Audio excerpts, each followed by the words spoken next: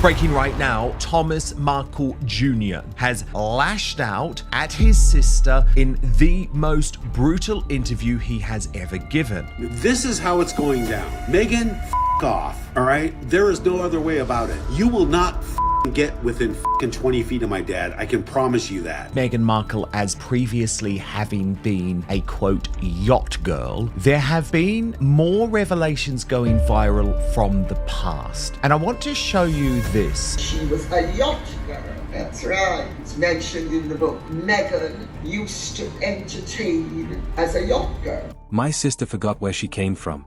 She traded family for fame. And now she can't even call her own father. That's how Thomas Markle Jr. opens his scathing message to Meghan Markle. And this time, he's not holding back.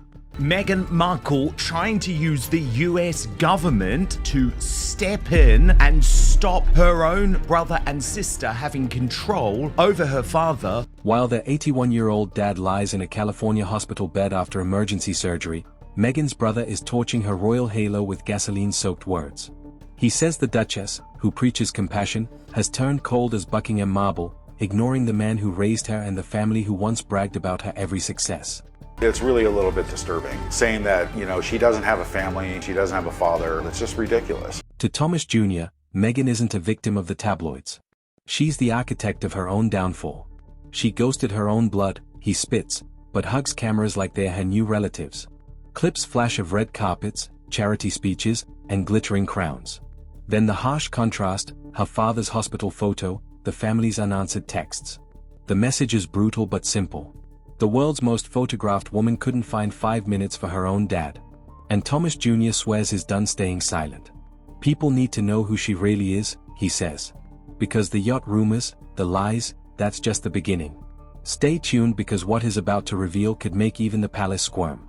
It's no mystery that Meghan pays people to go after anybody who says anything bad about her. One day, all the Sussex squad will be wiped off the face of the planet, period, along with Meghan. This story is about understanding, not accusation. And every detail shared here is meant to bring context, not conclusion. Thomas Markle Sr. wasn't always the frail man tabloids show today. He was once a proud Emmy-winning lighting director. The guy who quietly paid for Meghan's private school, acting classes, and first headshot when she dreamed of Hollywood lights. But now that same man lies in a hospital bed, forgotten by the daughter he made sacrifices for.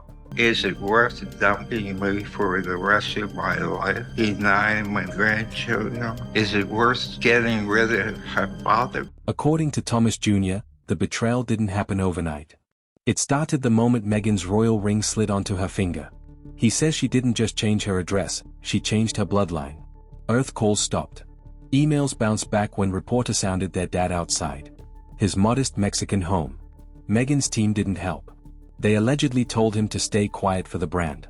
Then came the 2018 wedding scandal, staged photos, a heart attack, and Meghan's father missing his own daughter's royal ceremony. Junior claims that broke him completely. He says Meghan never looked back. I believe she had a clear motive for writing family off because it would seemingly justify and perhaps delay the revelation of all of the lies that she had told the royal family. While her father's health declined with each stroke, she was posing for magazine covers about family values. Thomas Jr. paints it bluntly. She ghosted the man who paid her way to success just because he didn't fit the palace aesthetic. The bitterness in his voice isn't jealousy. It's grief disguised as rage. And now, as their dad fights for recovery, Meghan's silence echoes louder than any royal speech. Junior calls it cruelty wrapped in couture. But behind that silence lies something darker. A secret Meghan never wanted resurfacing. Because according to her brother, the family drama isn't the story, it's the cover-up.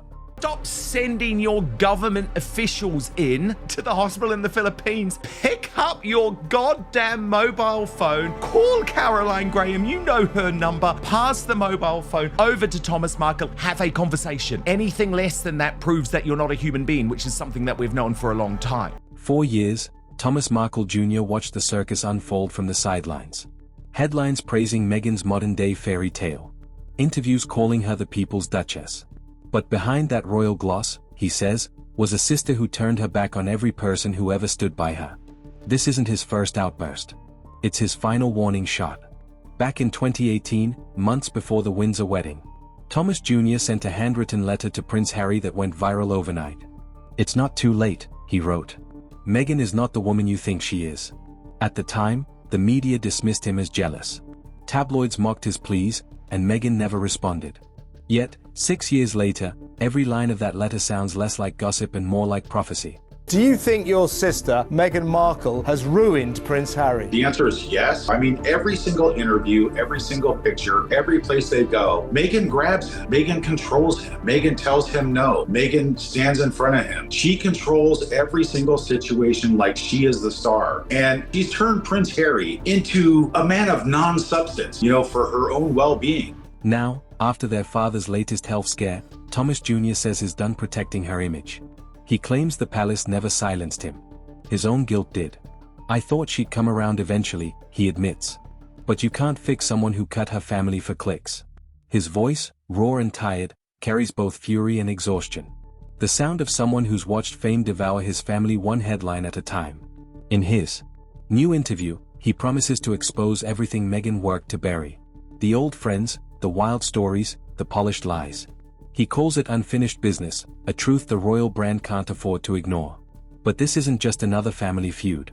According to Thomas Jr., what he's about to share will make the world see the Duchess in a completely different light. Because what she did before she wore that crown might be the scandal that takes it off.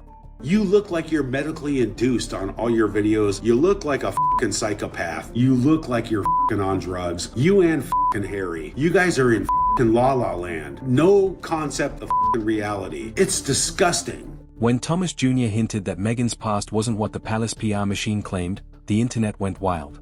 He wasn't talking about red carpets or auditions. He was talking about something far more controversial. The so-called Yacht girl whispers that followed Meghan for years. Rumors of luxury parties, champagne nights, and mysterious connections that seemed to open doors overnight. Back in the mid-200s, before Suits and before Harry, Meghan wasn't the glamorous Duchess.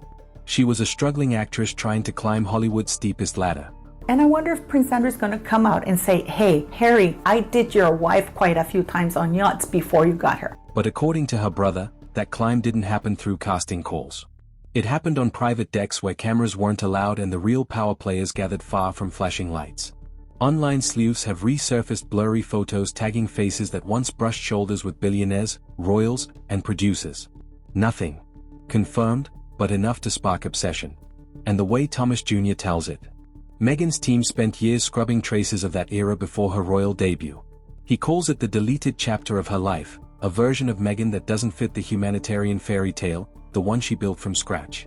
Also, allegedly, Tom Inskip, his friend, warned Harry because Tom Inskip had hired yacht girls a few years back, and one of them yacht girls was Meghan Markle. This is why Meghan didn't invite Harry's best friend to the wedding, because he knew her, if you know what I mean. He knew her. Now with her brother ready to speak publicly, those whispers are echoing louder than ever. And if the names attached to those yachts are even half true, this story might be the royal scandal of the decade. Behind every fairy tale rise, there's usually a hidden hand. And Thomas Jr. insists. Meghan's journey was no exception. He claims her sudden access to elite circles wasn't luck but strategy. Long before she met Harry, Meghan was allegedly networking with producers, media moguls, and influential socialites.